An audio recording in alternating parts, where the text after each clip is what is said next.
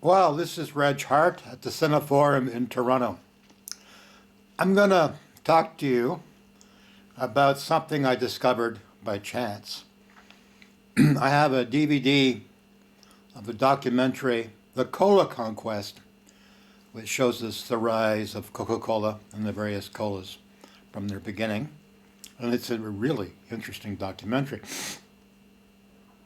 But the most interesting moment in it comes when the head spokesman for Coca-Cola is being filmed in a restaurant in France. And he says on camera, "We've not achieved the success in Europe we have achieved in America because in Europe we have yet to fracture the family." And I went, holy shit. I mean, he's either brazen enough or stupid enough to make a comment like that on the public record. And luckily, the documentary filmmakers put it in their documentary. And in that moment, I realized that the destruction of the family, which we have been witnessing for decades, is a deliberate thing. It's a goal of commerce. The father, historically, is the foundation of the family. The father and the mother.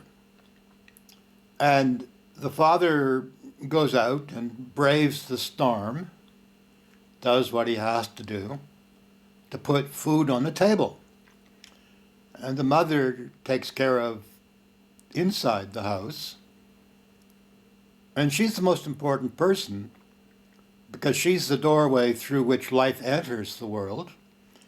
And she's the doorway through which life enters into the world. And she's the gardener that looks after the garden and makes sure that does her best that everything is done so that it is good. Now, if you look at any sitcom on TV, the son might be a genius, but the father can't use a screwdriver. The whole point of the early 50s TV show Father Knows Best was that father didn't know best.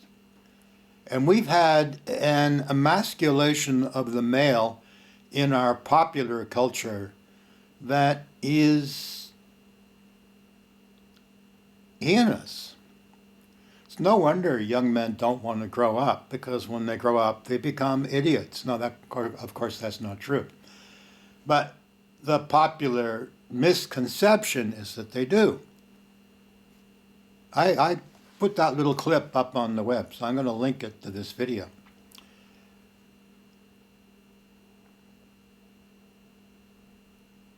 I want you to think about this. We've not achieved the success in Europe we've achieved in America because in Europe we have yet to fracture the family. Now, it was at one time that a young man did not leave home until he got married. And that was so that the money stayed in the family. One day I was out posting flyers for my program, and it was on a Friday night, and a river of people were going by on the street, and I stopped and bought a hot dog from a young fellow, and he said to me, "These people are all crazy."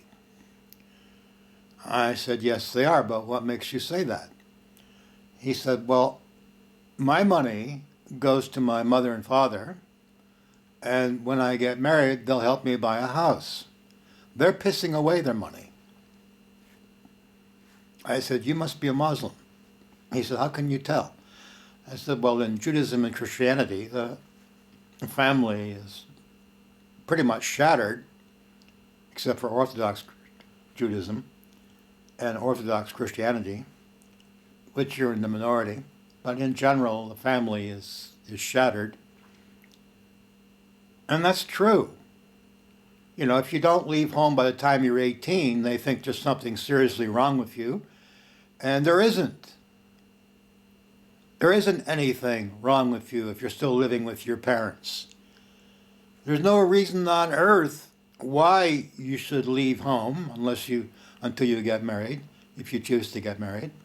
And certainly there's every reason why you shouldn't, because that makes the family strong.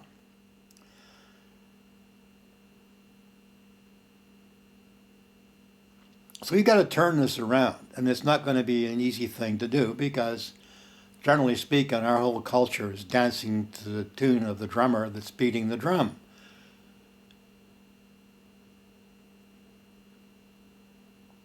My dad worked construction.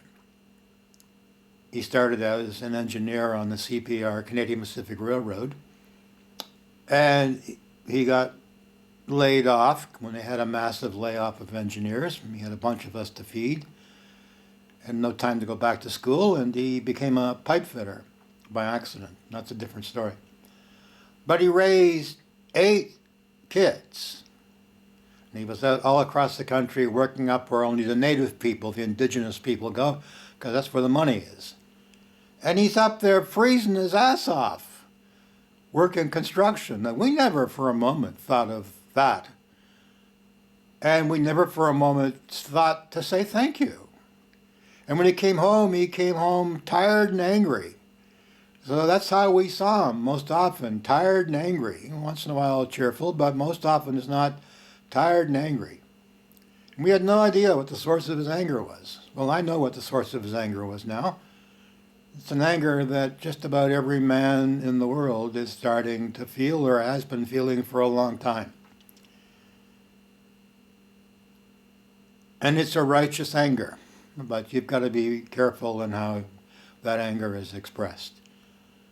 Because the people that are making us angry want us to express our anger in a way which shows that they're right and we are dangerous. Well, they are as wrong as it gets. You can't get more wrong than they are. So if you're a young man and you're still living with your mom and dad, God bless them. And if I don't believe in God, doesn't matter to me one way or another. Whether they do or whether they don't. Doesn't matter to me whether your parents are Hindus or Buddhists or Christians or Jews or Muslims or whatever. You know, I mean, mom and dad are still mom and dad. And without them, we wouldn't be here, and we owe them our lives. We owe them our respect. We owe them our love. And we owe them now and then a thank you. My dad lived with me towards the end of his life for a while. And one day I said to him, you know, we never said thank you to you. No, we never did. But I did that day. I'm grateful for my father. His name was Owen Hart. He was a hell of a strong man. He told me one day that we had our first beer together. He said, I'm sorry I never gave you the things other fathers gave their sons. Well, I had envied all those young fellows I grew up with in high school, whose dads gave them everything they wanted. And my dad gave me nothing but trouble, it seemed. But I went back there one day when I was around 24, 25. This is small town New Brunswick. It was a good place to come from. And I saw those young men whose parents had given them everything. And they had gotten fat and balding, and they were married to women that didn't love them and had kids that didn't love them. And they were crying about how unfair life is. So I said to my dad, you gave me something better. He said, what was that? I said, you gave me the strength to get what I need for myself. You made me self-sufficient. So here we are at Christmas, and all you people are looking for your parents to go into debt to show that they love you. Well, we got rough times coming. they're going to be the roughest times this world will have seen in longer than you and I can remember, I'll tell you that. And it means we're going to have to tighten the belt. We got Mr. Putin over there in Russia doing to Ukraine what should be done to Mr. Putin. He's sent a lot of young Russian people to their graves with this, and it's going to end badly.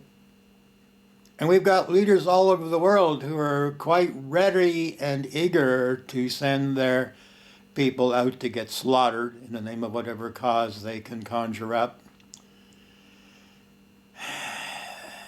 And it's just reaching a point where it's going to be monkey madness time.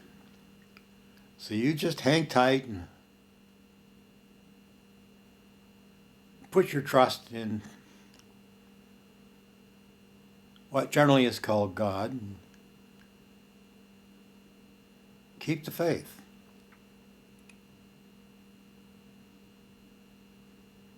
Now here's a book that someone turned me onto.